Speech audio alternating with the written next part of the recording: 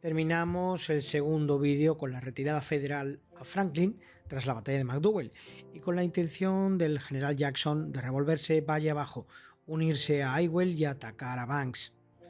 Ewell estaba profundamente frustrado, puesto que Jackson no le había indicado ni cómo ni cuándo pretendía atacar a Banks, el cual se encontraba en Strasburg. Todo lo que él sabía, y nos referimos a Ewell, es que Jackson deseaba acampar al norte de Newmarket a no más tardar el 21 de mayo. Mientras tanto, los superiores de Ewell en Richmond le hacían llegar órdenes contradictorias. El 14 de mayo, el general Lee le indicaba que, a menos que Banks abandone el valle completamente, deberá mantenerse en su actual posición hasta que el general Jackson haya retornado a una posición segura o hasta nueva orden. El 17 de mayo, Ewell recibía otro mensaje, esta vez de Joe Johnston, y además estaba firmado 4 días antes.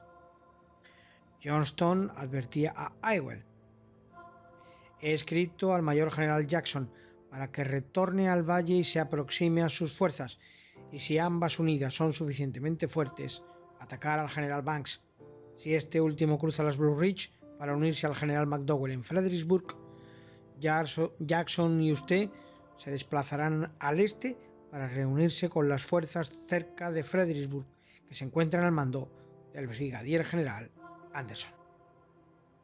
Igualmente, el 17 de mayo, el coronel Thomas Manford, de la caballería rebelde, confirmaba que Shields se encontraba al este de las Blue Ridge, evidentemente en dirección a Cattle Station. Las órdenes de Johnston eran que Jackson y Ewell se dirigieran al este en el caso de que Banks abandonase el valle.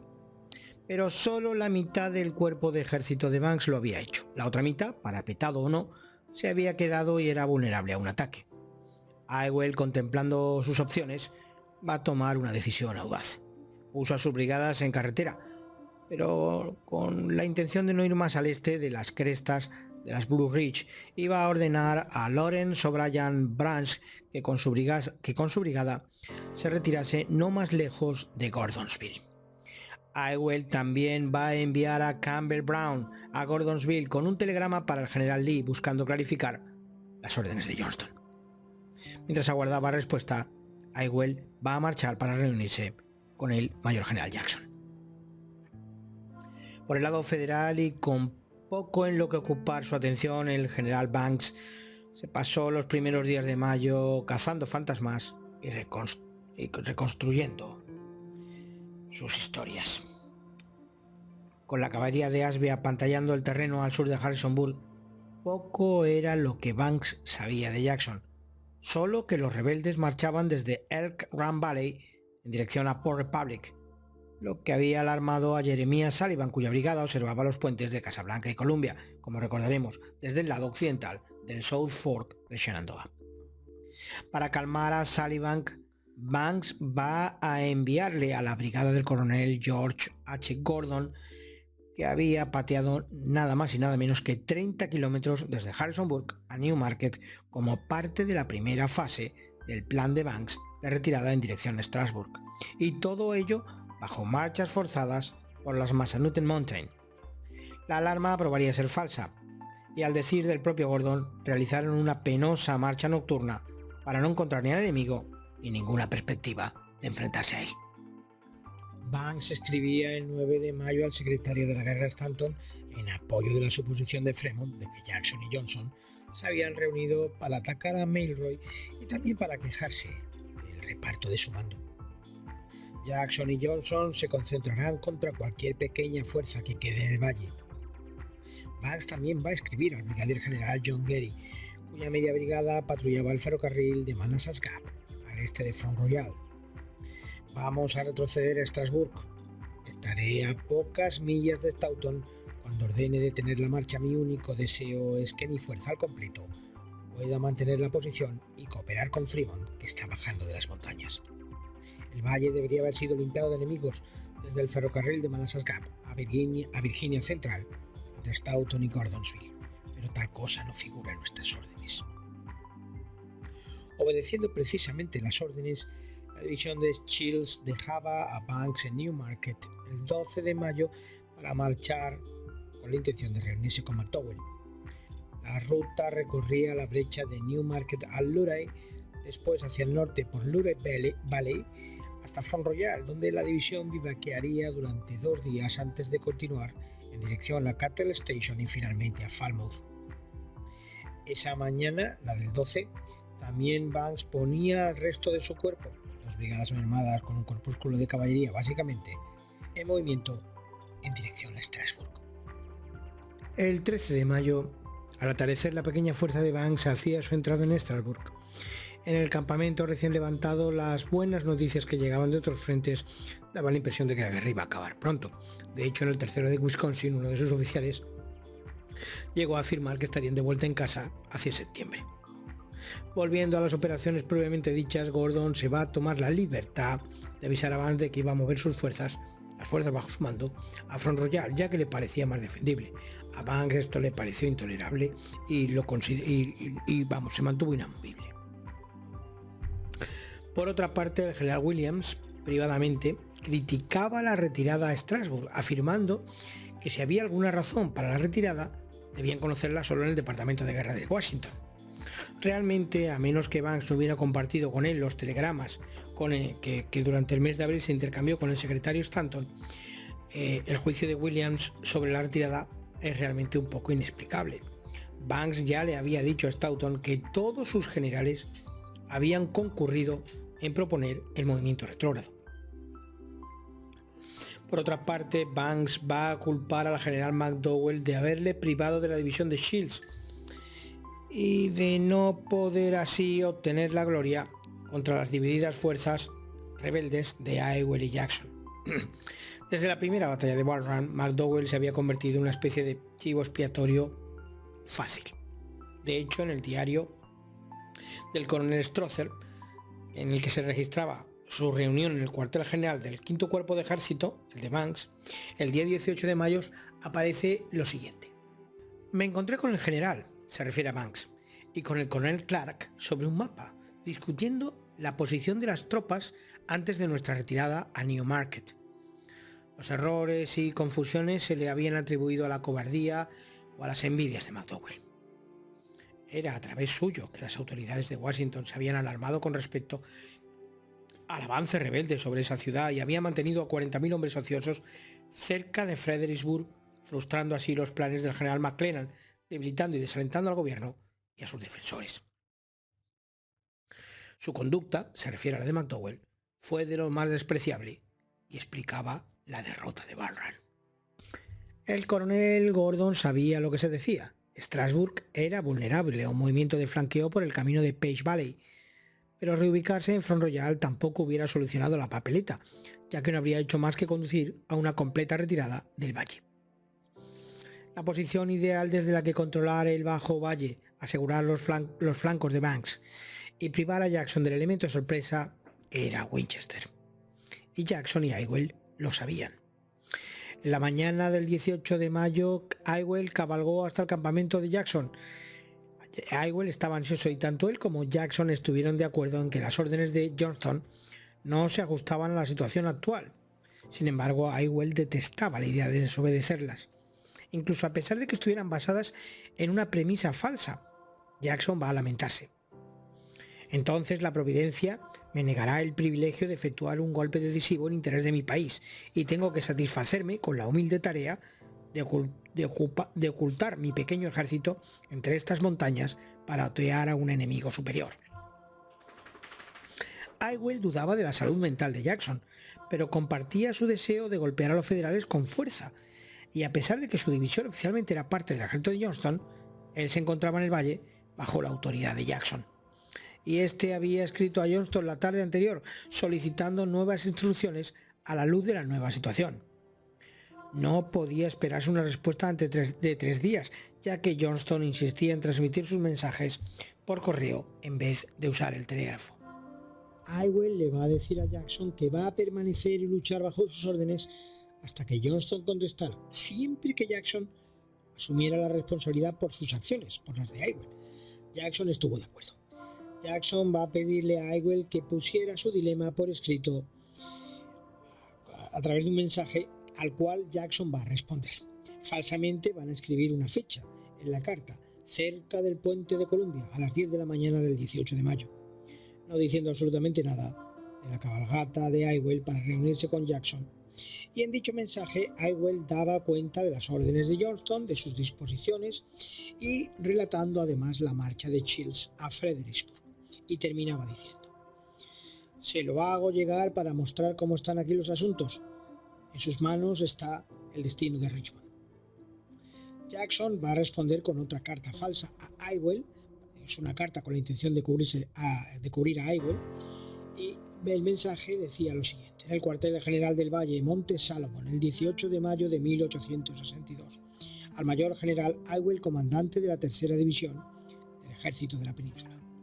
General, en su carta recibida el día de hoy, en la que notificaba las órdenes recibidas por los generales Lee, Johnston y mías propias, solicitando diferentes acciones, diferentes movimientos y deseando conocer mi punto de vista, ha sido recibida hoy.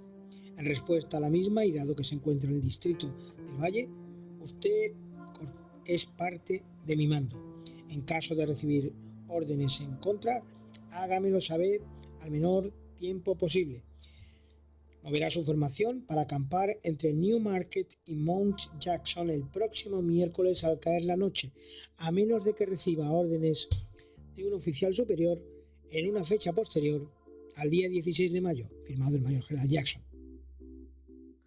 Con la connivencia de Ewell de mantenerse en el valle, Jackson le va a explicar su plan para derrotar a Banks, y este era muy simple. Tanto él como Ewell concentrarían sus fuerzas entre Newmarket y Mount Jackson en la tarde del 21. Jackson bajaría por el Valley Pike, Ewell con 2 de sus 3 brigadas, y Branch cruzaría las Massanutten Mountain por Market Gap. Para evitar congestionar el Page Valley, con Branch tratando de unirse a Ewell, Jackson va a ordenar a la brigada de Luisiana de Richard Taylor, que se encontraba acampada cerca de la salida sur del valle, que rodeara por el sur las Massanutten y que saliera por detrás de la formación de Jackson en dirección norte. Una vez reunidas las formaciones de Jackson, Ewell y Branch, bajarían el valle y arrollarían a Banks en Strasburg. El brigadier general George H. Stewart, que era nativo de Maryland y que contaba con más influencia política que habilidades militares, llegaba al distrito del Valle con órdenes especiales de Richmond para que organizase una brigada compuesta exclusivamente por hombres de Maryland. Como Jackson no contaba con unidades de Maryland, le indicó que Ewell destacaría al primero de infantería de Maryland y a la batería Baltimore de Brockenbrook, ambas unidades de la brigada del brigadier general Arnold Elsie, para que conformasen el núcleo de dicha brigada. Esto dejaba al capaz de Elsie con solo un regimiento. Pero Jackson, que contaba con varios de ellos aún disponibles y que pertenecían al ejército de Johnson, los reasignó a Elsie. Se trataba de los regimientos 12º de Georgia, 25º y 31º de Virginia. Acabada esta reestructuración, Jackson va a invitar a Ewell a un desayuno, tras lo cual Ewell va a acompañar a Jackson y a su estado mayor a una misa y a un sermón celebrados por el reverendo Dabney en el campamento del 12º de Georgia.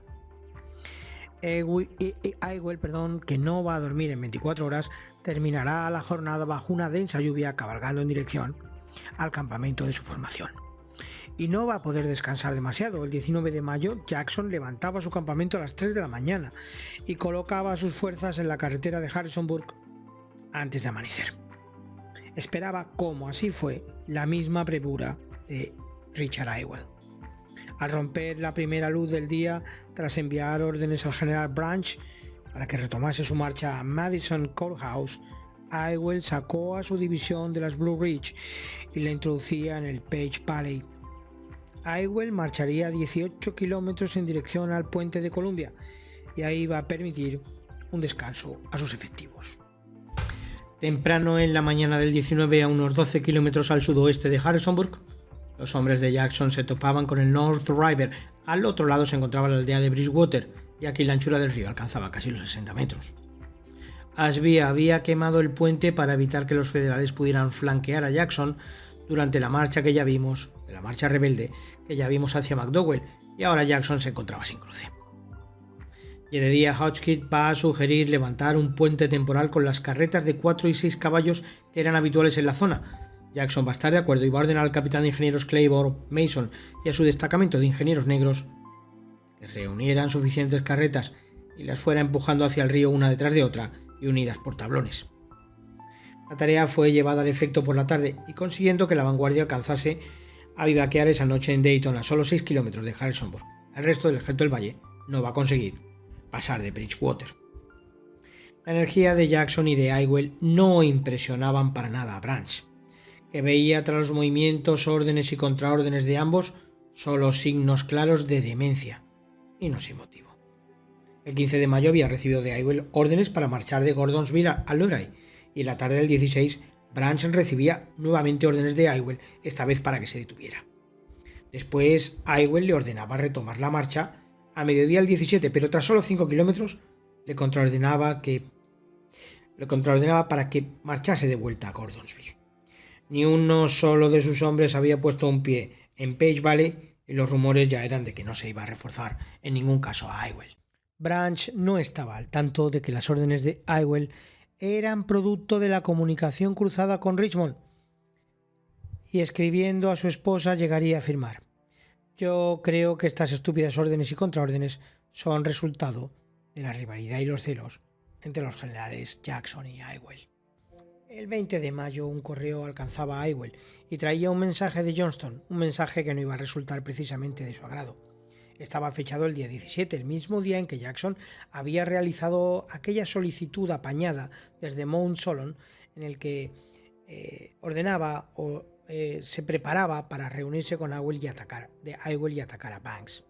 El despacho de Johnston le notificaba que había escrito a Branch ordenándole marchar a Hanover Junction, en la línea de ferrocarril de Fredericksburg al Potomac, con la intención de asistir al brigadier general Joseph Anderson y sus escasas fuerzas para defenderse frente a los 40.000 hombres de McDowell, que ese día precisamente comenzaban su marcha tan temida hacia el sur desde la capital federal. Y peor aún, Johnston daba instrucciones a Ewell para que se reuniese con el ejército principal, el de Johnston, o con la fuerza de Anderson, según dictasen las circunstancias. Si Banks está fortificado cerca de Strasburg, será demasiado arriesgado atacarle, escribía Johnston. Ante tal eventualidad, debemos dejarle tranquilo tras sus defensas. Johnston finalmente indicaba a Ewell que transmitiera su despacho a Jackson para que estas instrucciones son tan válidas como para usted. Ese día Ewell tenía a su división, menos a la brigada de Taylor que marchaba con Jackson, cruzando el puente de Columbia y ascendiendo las Massanutten Mountain. La brigada de Trimble alcanzaba Newmarket antes de caer la noche y la de Elsie acampaba, las laderas orientales de las Massanutten. Esto permitía a Ewell estar adecuadamente situado para su planeado encuentro con Jackson entre Newmarket y Monte Jackson, tal y como se había planeado el día 21. Ahora, sin embargo, Ewell partía, despacho en mano, cabalgando en busca de Jackson, a quien va a encontrar en 10th Legion, un pueblecillo en el Valley Pike entre Harrisonburg y Newmarket.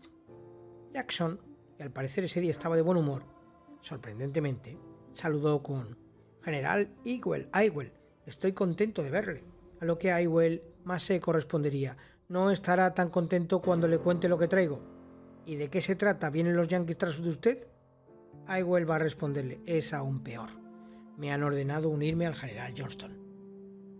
Ewell va a desmontar y Jackson le va a invitar a acercarse a unos olivos próximos, lejos de los indiscretos oídos de su estado mayor, o así lo pensaba Jackson.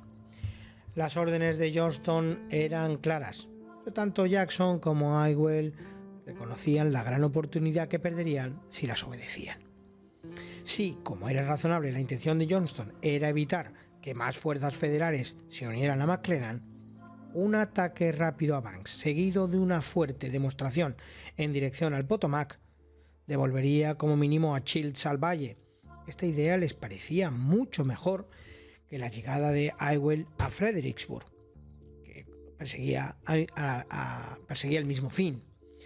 Jackson va a apelar al general Robert E. Lee para que intercediese y va a escribirle. Soy de la opinión de que deberíamos intentar derrotar al general Banks, pero con las instrucciones recibidas del general Johnston no cuento con libertad para poder pasar al ataque. Ruego su respuesta por vía telegráfica. Un correo va a galopar a Staunton con el mensaje de Jackson desde donde se va a telegrafiar a Richmond. Jackson va a incluso ir más allá y a la orden que ha recibido Ewell de Johnston le va a endosar.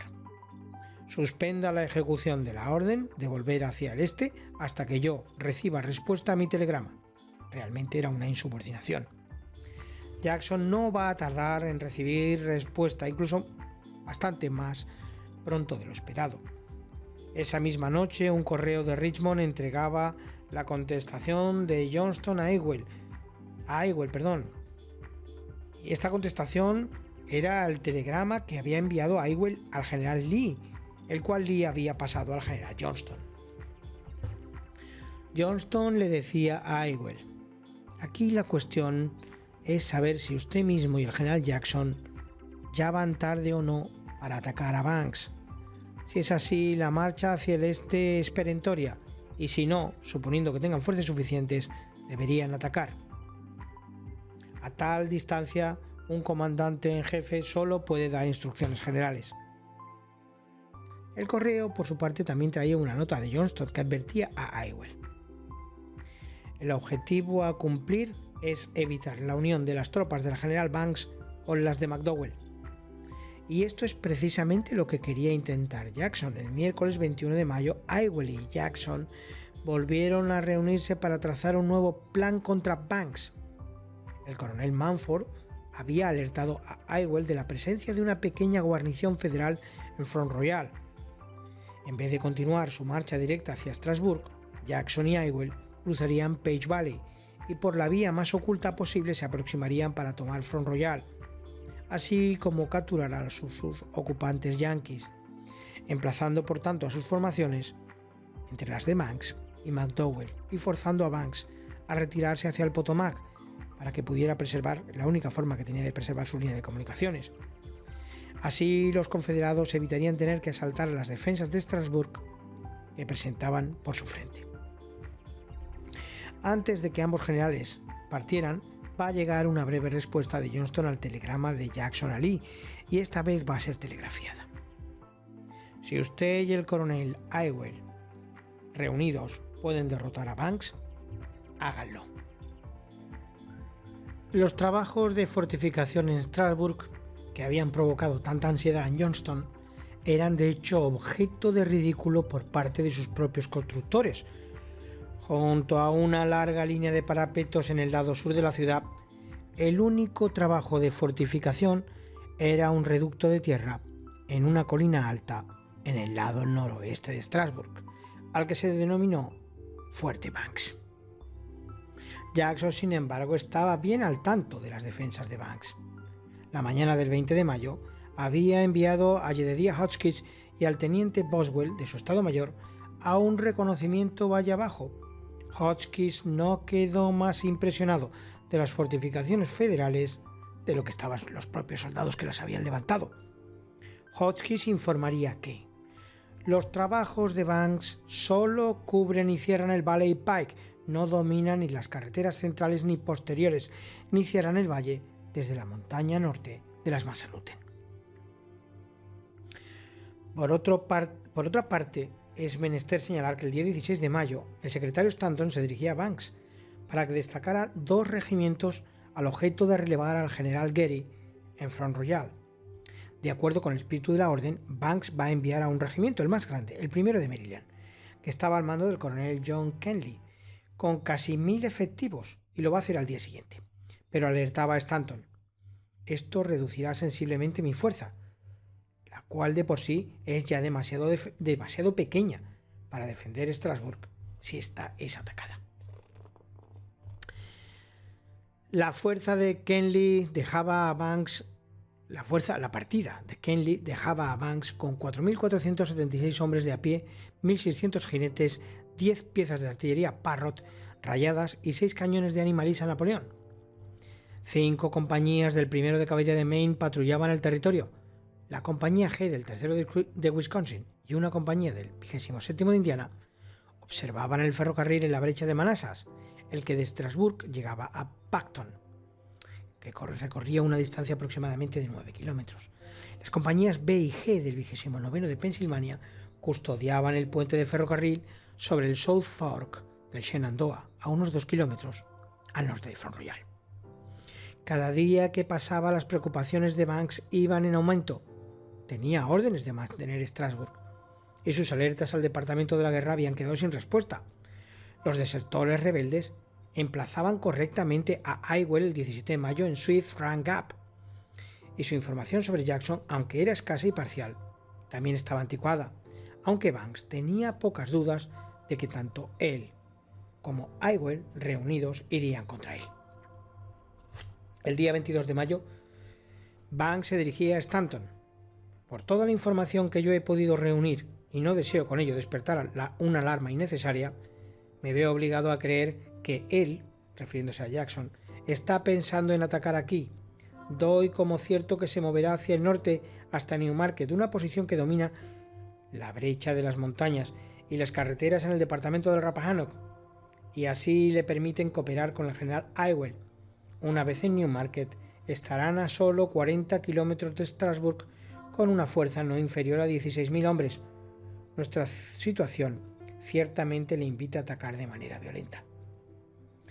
Nuestra situación actual es de peligro inminente a ambas líneas de la carretera y por el lado de Strasburg. Banks realmente también estaba aquí conociendo bien a su oponente. A estas importantes consideraciones alertaba.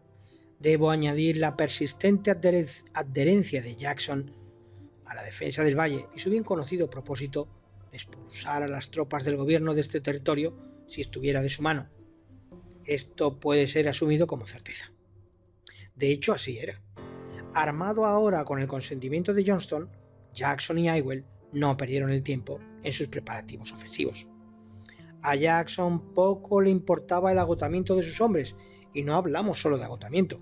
En el primer regimiento de infantería de Maryland, de la infantería rebelde, las compañías organizadas el año anterior en Harper's Ferry se habían formado para servir durante 12 meses, mientras que las reclutadas en Richmond lo habían hecho para estar alistados durante toda la duración de la contienda, de la guerra. El día 18 de mayo, el tiempo que de alistamiento de la compañía se expiraba, y a pesar de las súplicas del comandante temporal de los de Maryland, que en este caso se trataba del coronel Bradley Johnson, y del comandante de la brigada, Arnold Elsie, los hombres, al igual que los de las compañías de Harper Ferry, apilaron sus armas y rehusaron marchar. Se trataba de un motín. El coronel Johnson rápidamente ordenó empacar las armas en carretas y poner a los amotinados bajo custodia de las compañías de Richmond. Johnson va a preguntarle a un sargento cuántos desafectos estarían dispuestos a continuar o llevar sus quejas cuando ya el conflicto hubiese terminado. La mitad estuvo de acuerdo y a esta mitad se le devolvió las armas. Johnson y Elsie decidieron mantener la discreción y no contarle nada a Jackson. Richard Taylor había tenido su primer encuentro con Jackson la tarde anterior. Tras dejar acampada su brigada, Taylor fue en busca del enigmático virginiano. Se acercó a él, lo saludó, le facilitó su nombre y su rango y esperó respuesta. Suave y gentilmente, Jackson le preguntó cuánto había recorrido y por qué carretera había marchado ese día. 41 kilómetros por la carretera de Kisletown. Jackson le respondió: parece no haber tenido extraviados, y Taylor le espetó: nunca permitimos extraviados. El 21 de mayo, Jackson y Ewell se ponían en movimiento, dejando dos compañías de caballería de Ashby al sur de Strasburg para observar los movimientos de Banks en esa dirección. Jackson, con el ejército del Valle y la brigada de Taylor, marchaban de Newmarket al Luray, por la brecha de Newmarket. Al día siguiente, con Taylor en vanguardia, las formaciones de Jackson y Ewell marchaban al norte desde el Luray para terminar a 18 kilómetros de distancia de Front Royal. Apantallando la marcha se encontraban los regimientos segundo y sexto de caballería de Virginia. Ambos habían cruzado las Blue Ridge para entrar en el Page Valley el día 21. En ausencia del coronel Manford, el que se encontraba en ese momento ausente en comisión oficial, era el coronel Thomas Frowney, del 6º de Virginia, el que asumía el mando de la caballería. Front Royal era una pequeña localidad de unos 700 habitantes, tranquilo, con un fuerte espíritu secesionista. Encorsetado entre las Blue Ridge y las Massanutten Mountain, contaba solo con 2 edificios grandes, los hospitales confederados, que se encontraban cerca del juzgado, y por supuesto la guarnición federal que acampaba a las afueras. Tanto el ramal norte como el ramal sur del Shenandoah se encontraban a solo 3 kilómetros del pueblo. Sobre el ramal sur, un puente de más de 130 metros permitía el cruce del tren que hacía su recorrido por el Manassas Gap Railroad, por la línea férrea de la brecha de Manassas. Las carreteras que conectaban Front Royal con Strasburg al oeste y con Winchester al norte estaban en bastante buen estado. 2 caminos permitían la salida de la ciudad desde el sur: el de Luray, también conocido como el Camino del Río, por razones obvias, y el menos frecuentado, el Goonie Manor Grade, que pasaba junto al Dick Ridge. Los mapas que Hotchkiss había levantado al efecto mostraban el Goonie Manor Grade partiendo del valle a lo largo de un paso menor en las Blue Ridge. Era el Gravely Spring Gap.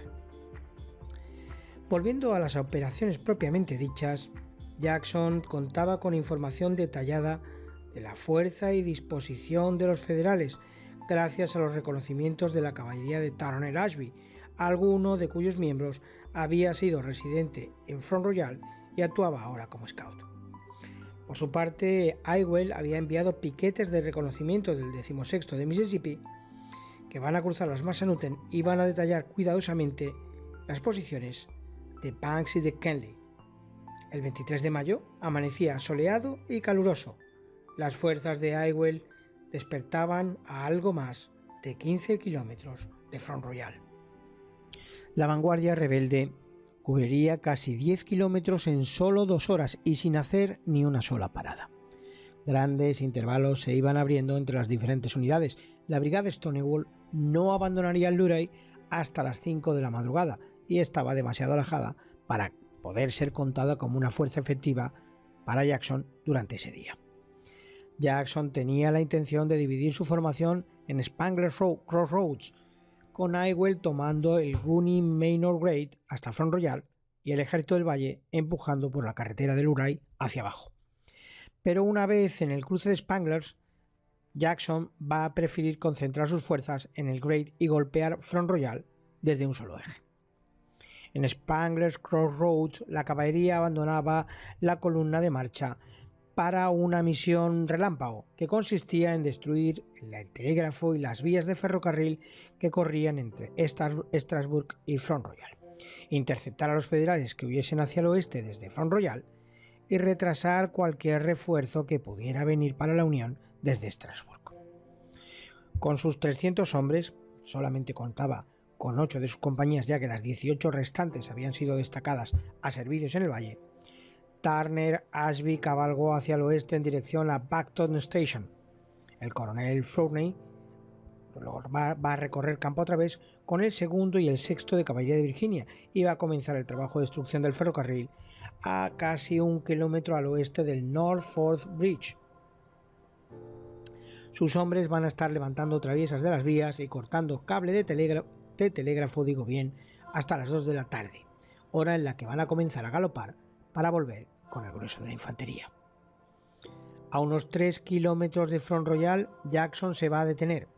Desde lo alto de Dickey Ridge, sus observadores, sus scouts, habían visto los piquetes de Kenly y habían capturado a varios extraviados del primer regimiento de Maryland, primer regimiento de la Unión de Maryland. Gracias a ellos, Jackson va a conocer la identidad del regimiento federal que ocupaba Front Royal. Sin conocer lo que había sucedido días atrás con su propio regimiento de Maryland, el primero, Jackson lo mandó llamar desde la retaguardia de la columna para que fueran los primeros en disfrutar del honor de enfrentarse con el enemigo. A la 1 de la tarde, el correo de Jackson alcanzaba a Bradley Johnson. Aquí el coronel Johnson va a ver a la llamada de Jackson una oportunidad providencial para volver a reganar el control sobre su regimiento. Ya tenemos que tener en cuenta que los amotinados se habían retractado y vuelto a las filas. Los arengó diciéndoles: acabo de recibir una orden del general Jackson que nos afecta directamente, y procedió a leerla. Coronel Johnson, al recibo de este despacho, procederá a mover el primer regimiento de Maryland al frente y junto con el batallón de Witt atacará al enemigo en Front Royal. El ejército se detendrá a su paso. Firmado Jackson. Y el coronel Johnson continúa. Han escuchado la orden y debo confesar que están en perfectas condiciones para obedecerla. Tendré que devolverla con la advertencia al dorso de que el primer regimiento de Maryland se niega a enfrentarse al enemigo, a pesar de la orden del general Jackson. Antes de este día me enorgullecía llamarme de Maryland, pero ahora Dios sabe que preferiría ser conocido de cualquier otra manera. Cuando se encuentren con padres, madres, hermanos, hermanas y parejas, díganles que fueron ustedes quienes, al verse cara a cara con el enemigo, demostraron ser unos reincidentes y reconozcan que son unos cobardes. Díganles esto y verán si no los rechazan de su presencia como a un leproso repugnante y sienten su desprecio. Vagarán por la faz de la tierra con la marca de la cobardía y la traición indeleblemente impresa en sus manos y al final se hundirán en una tumba deshonrosa sin tener quien les llore. Las palabras de Johnson tuvieron el efecto deseado. No había terminado su arenga cuando en las líneas rebeldes comenzaron a surgir gritos de no te abandonaremos, no avergonzaremos a nuestro estado, incluso entre aquellos que se habían amotinado. A paso ligero, en columna, los de Maryland van a marchar al son de Baltimore Ain't You Happy, para marcar la cadencia de paso. A lo largo de la cara norte del Dickey Ridge, el primero de Maryland, los rebeldes, formó en línea de batalla. A su izquierda y a retaguardia formaba el batallón de los Tigres de Luisiana del mayor Robidoux Chatham Witt, con sus 150 hombres, una sórdida amalgama de asesinos, borrachos y toda especie de criminales. Witt, un hombre de 1,95 de altura y 110 kilos de peso, antiguo mercenario en Nicaragua y en Italia con Garibaldi, era el único hombre capaz en la tierra de controlar a los tigres, los cuales estaban tan impacientes por cortar distancias con el enemigo como lo estaban los avergonzados soldados de Maryland. Poco antes de las 2 de la tarde, el primero de Maryland confederado comenzó a descender a paso ligero. Por delante iban el coronel Johnson junto a los generales Ewell, Taylor y Stewart, que van a toparse sin darse cuenta con un centinela yanqui que descansaba a pierna suelta junto a la vía férrea y al que la partida de generales va a despertar. Sin que sus ojos diesen crédito a lo que veía, el pobre hombre alcanzó su mosquete y abriría fuego, tras lo cual va a correr todo lo que pudo para intentar ponerse a salvo. Tanto el desdichado como el resto del piquete al que pertenecía no van a tardar en ser capturados y el propio coronel Johnson les va a interrogar. ¿A qué regimiento perteneces?, preguntó a un alemán al que un virginiano a caballo había capturado. Al primero de Maryland, respondió como pudo el pobre infeliz. Ah, no, aquí está el primero de Maryland, gritaría Johnson. El batallón de Witt avanzó unos minutos más tarde mientras que el resto de la brigada de Luisiana permanecía en reserva. Descansando en su tienda a unos 2 kilómetros al norte de la ciudad, el teniente George W. Thompson, del primer regimiento federal de Maryland, se asustó con los gritos enloquecidos de un hombre de color, que galopaba hasta el campamento sobre las 2:30 de la tarde gritando que los rebeldes habían tomado el Front Royal y que estaban rodeándoles y cortándoles toda retirada. Thompson se va a aproximar a un grupo de soldados que no paraban de burlarse del pobre hombre y que tenía encima un susto de muerte. Pensando que el problema no sería más que un tiroteo entre piquetes, el teniente coronel Nathan T. Duchesne y el cirujano del regimiento van a cabalgar para echar una ojeada, pero no van a tardar más que 2 minutos para volver a aparecer tan atemorizados como lo había hecho el pobre civil de color que había disparado todas las alarmas. Infantería rebelde formada en línea había entrado en la ciudad arrollando los piquetes. Docenas de hombres habían sido capturados. Kenly ordenó inmediatamente formar a las 6 compañías que entonces se encontraban acampadas y junto a los supervivientes de los piquetes formaron en línea de batalla en Richardson Hill.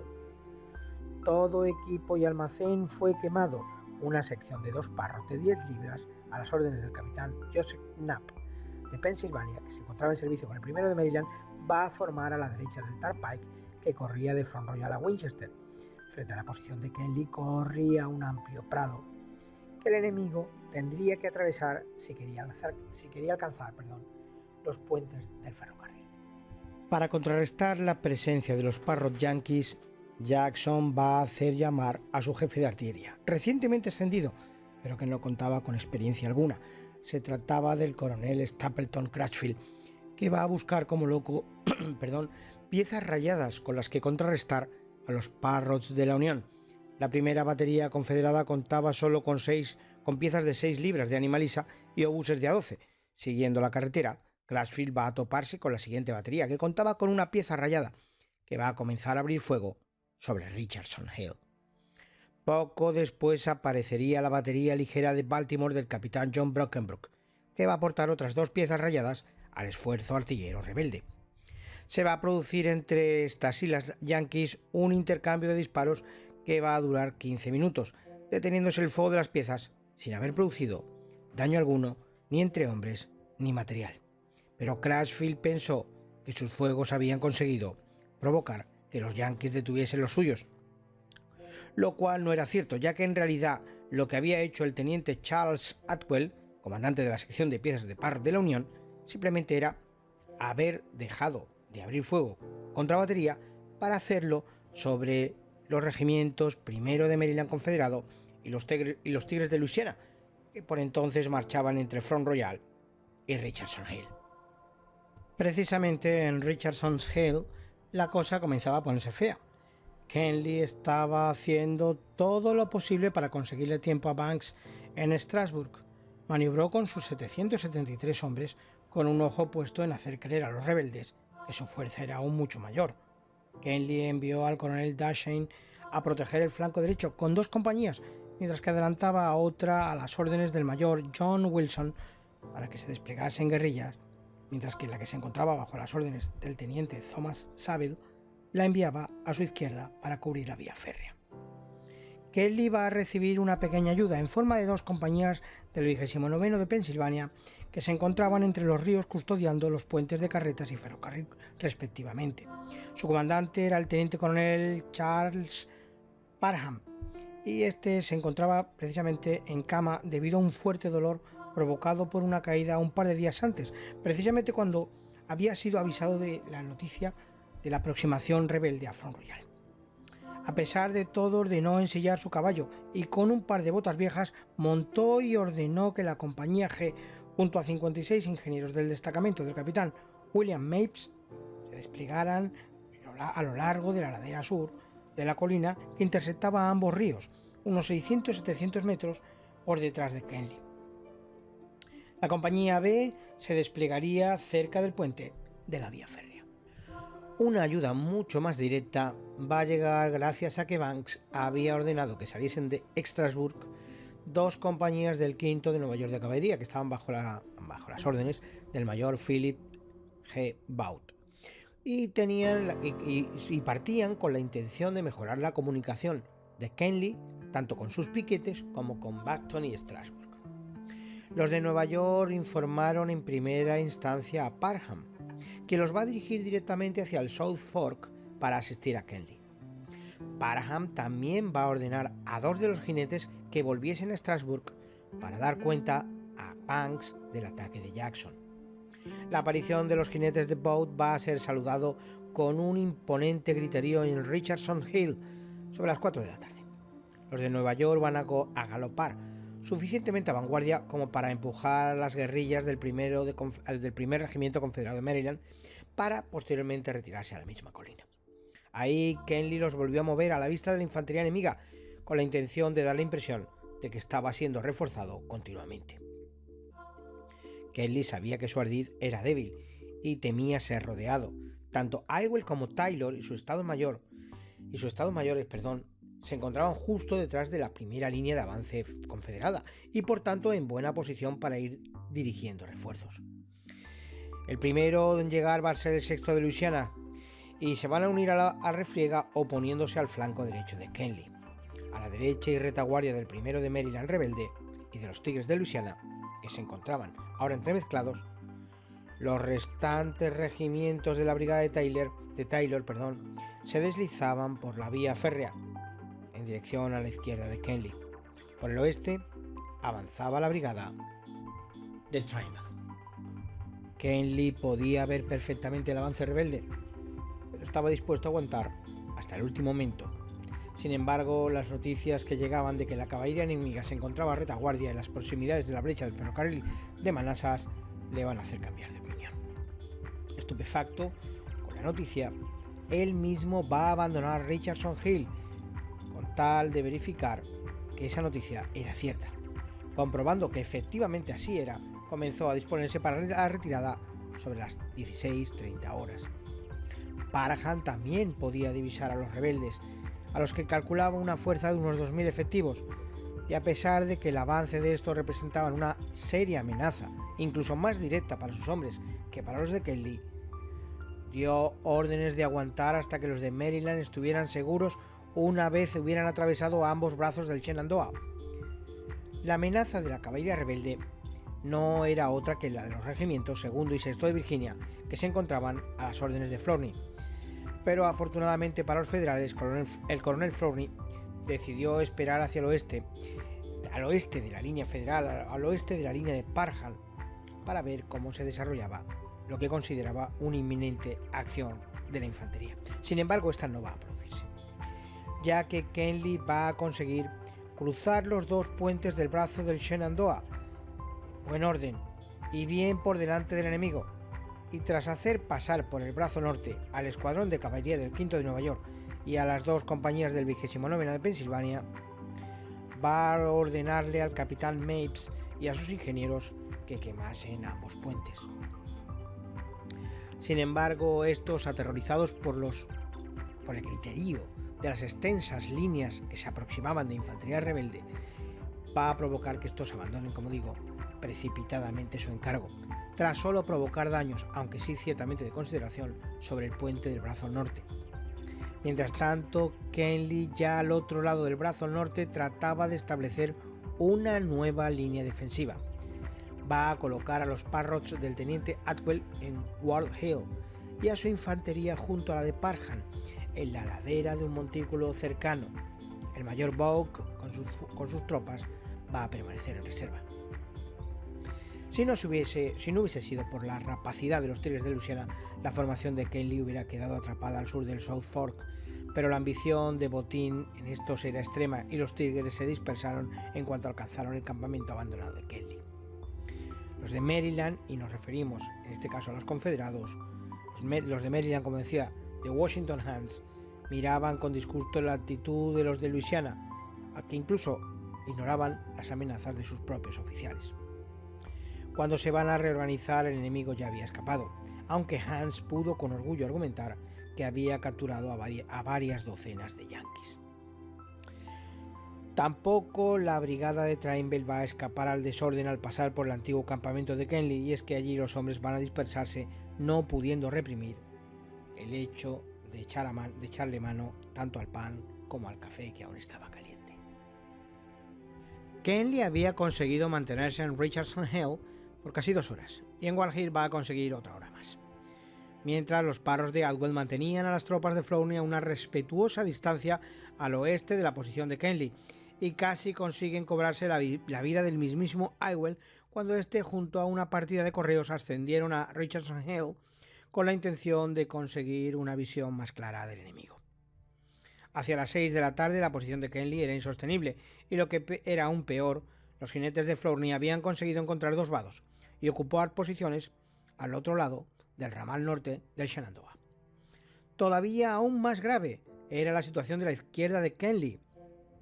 Mientras el 1º confederado de Maryland, junto con el batallón de Witt, avanzaban desde el campamento yankee, el teniente coronel Henry B. Kelly, con su octavo regimiento de Luisiana, había cruzado el puente del ferrocarril a pesar del fuego de mosquetería que se le hacía desde Wall Hill.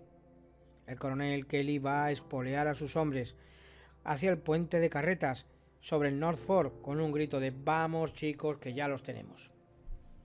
Encontrándose con el puente en llamas y directamente bajo el fuego de los parros de Adwell, Kelly va a seguir las huellas de los caballos por la vereda del río, tratando de encontrar un vado, y nada más encontrarlo, va a escoger a sus mejores nadadores, a los mejores del regimiento, para que lo cruzaran. Tan pronto como hubo suficientes hombres al otro lado para proporcionar fuego de cobertura, Kelly va a enviar un destacamento al puente al objeto de sofocar el fuego. El general Taylor va a urgir al resto de su brigada a correr en apoyo de Kelly. La posición de los de la Unión ya era desesperada. Habiendo destacado una compañía para mantener en jaque al octavo de Luisiana, Kenly, con el resto de su regimiento, las dos compañías de Parham y la sección de artillería de Adwell, van a comenzar a retroceder por la carretera de Front Royal en dirección a la aldea de Cedarville, unos 3 kilómetros de distancia. Los jinetes de Bogue tenían como misión cubrir la retaguardia de Kenly. Flourney aparecía por el puente poco después de que Kenly levantase el campo, y no muy lejos andaba el general Jackson, que viendo cómo 4 compañías del 6º de Caballería de Virginia habían cruzado, va a empezar a impacientarse.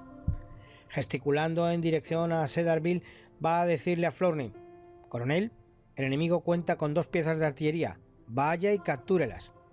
Flourney va a obedecer de inmediato y va a poner a 250 de sus jinetes al galope. Las compañías A y K lo van a hacer por la derecha del camino, mientras la compañía E va a hacerlo por la izquierda. La B lo haría por el propio camino. 3 kilómetros más al norte, el coronel Kenly se apresuraba a alcanzar el cruce que llevaba desde Middleton a Cedarville, y ahí esperaba hacer una última resistencia. Eran ya casi las 6 de la tarde y solo quedaba una hora de luz.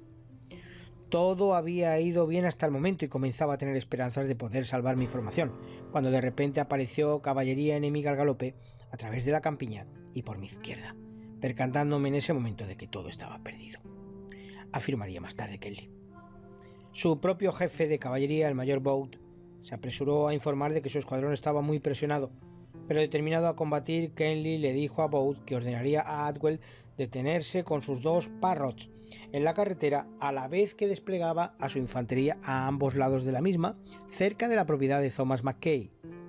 Boud tendría que cargar al enemigo para ganar tiempo. Kenly afirmaría más tarde: Boud cabalgó de vuelta como si fuera a cumplir la orden, pero nada más lejos de la realidad. Cobardemente, Boud le va a decir a sus hombres que corrieran para poner a salvo sus vidas, mientras él y su sargento mayor se ocultaban en la espesura de un bosque del que no se moverían hasta las 11 de la noche, cuando montaron en sus caballos y empezaron a cabalgar en dirección a Winchester.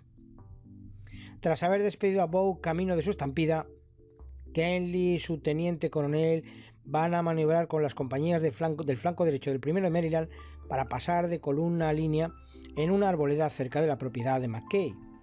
Kenly dejaba a las tropas a las órdenes de D'Artagnan y se apresuraba a cabalgar para saber por qué no había señales de la sección de artillería de Adwell y por qué sus órdenes no estaban siendo obedecidas. Poco importaba ya lo que hiciera Kenly. La compañía B del 6º de Caballería de Virginia giraba bruscamente para salir del camino y cargar contra la brecha que se encontraba en la cerca del ferrocarril. Iban de 4 en fondo.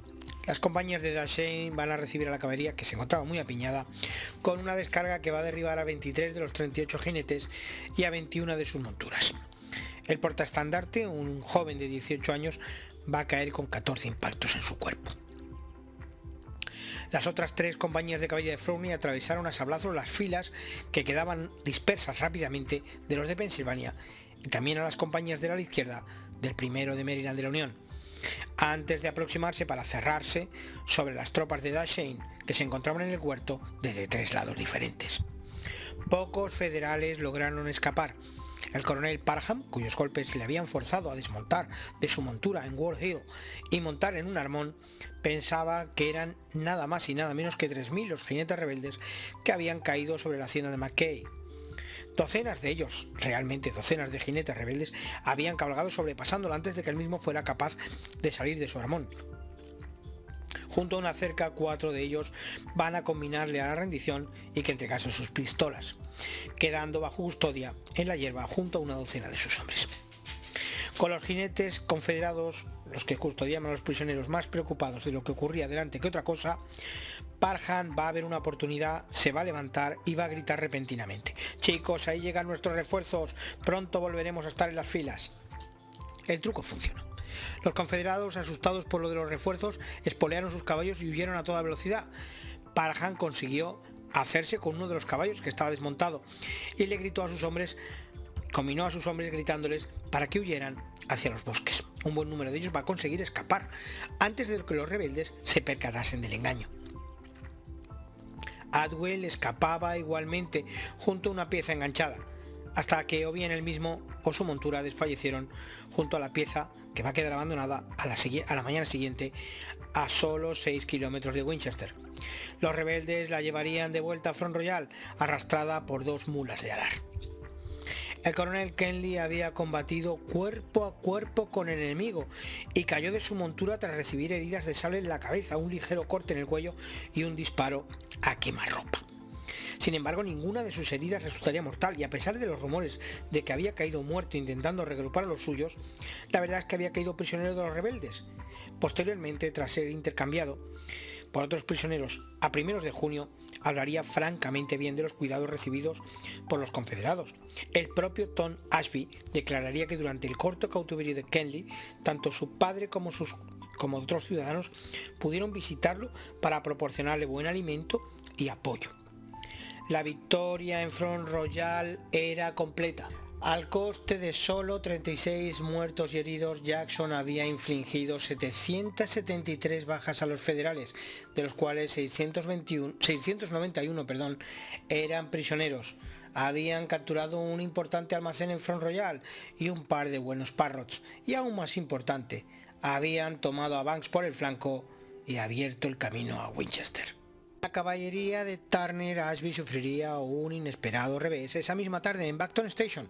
2 de sus más prometedores oficiales, los capitanes George Sheets y John Fletcher, resultarían muertos durante una carga que, por otro lado, era innecesaria, efectuada contra la guarnición federal. A pesar de la sorpresa y de la ligera ventaja numérica con la que gozaban los rebeldes, Buckton Station fue una castaña difícil de digerir.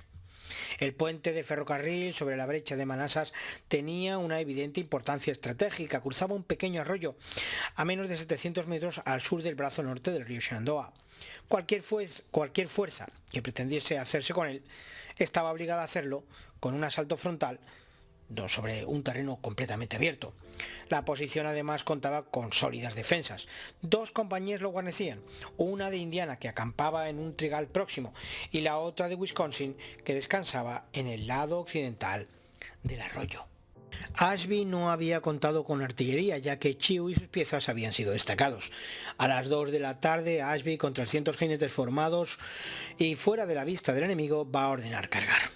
Los federales reaccionaron con gran rapidez y las 2 compañías van a formar en línea de batalla junto a sus respectivos campamentos, abriendo fuego antes de que los jinetes estuvieran a distancia de poder usar sus propias pistolas. Sheets y Fletcher cayeron con al menos 8 de sus hombres. Los confederados tendrán que retirarse y se van a disponer para realizar una segunda carga, pero van a ser rechazados con más facilidad si cabe que la primera, provocando que Ashby ordenase la retirada vía abajo en dirección a Front Royal. Antes de esta acción en Buckton Station, Ashby había enviado un destacamento a cortar líneas de telégrafo y tramos de ferrocarril entre la estación de Buckton Station y Strasburg. Esto dejaría a Banks más incomunicado de lo que ya estaba. La carga frontal de Ashby había sido un desperdicio de vidas. Su torpeza fue olvidada, gracias al espíritu que reinaba en las líneas rebeldes. Flournoy explotaba su éxito en Cedarville, y el hecho de haber barrido a los federales, pese a su inferioridad de 1-4 frente a Kenly, era el motivo principal de conversación en el cuartel general de Jackson. Ewell se felicitaba, afirmando que la carga de Flournoy fue uno de los más valientes hechos de los que he sido jamás testigo. Jackson se expresaba en términos similares. Igualmente, Ewell, a pesar de haber sido el promotor del ataque a Front Royal, afirmaría más tarde: el favorable resultado en Front Royal eran fruto de la supervisión personal en la planificación y la intendencia del mayor general Thomas Jackson. Obviamente, Ewell comenzaba a ver a Jackson con otros ojos. Y aquí lo vamos a dejar. Hemos empezado el vídeo con las órdenes contradictorias que recibía Iwell de Richmond, el encuentro que Iwell tiene con Jackson, el cambio que hace con las órdenes, la manipulación que hace con las órdenes para conseguir amoldarlas a las intenciones de Jackson para atacar a Banks. Esto al final se traduce en el encontronazo en Front Royal contra la escasa guarnición que se encontraba allí, a las órdenes de Colonel Kenly, la batalla de Front Royal, la desesperada resistencia que hace este último para intentar ganar tiempo para su jefe. La derrota en Front Royal va a llevarnos, en el que veremos en el cuarto vídeo, va a llevarnos a la retirada del cuerpo de Banks, a la persecución de los rebeldes con la intención de que no pueda escapar y finalmente a la batalla de Winchester. Esto lo veremos, como digo, en el cuarto vídeo de la entrega. Muchas gracias a todos los que habéis llegado hasta aquí, por los likes, por los me gusta, evidentemente, por las suscripciones y bueno, agradeceros los comentarios que hacéis en el canal y sobre los vídeos. En fin, muchísimas gracias y hasta el próximo vídeo. Gracias.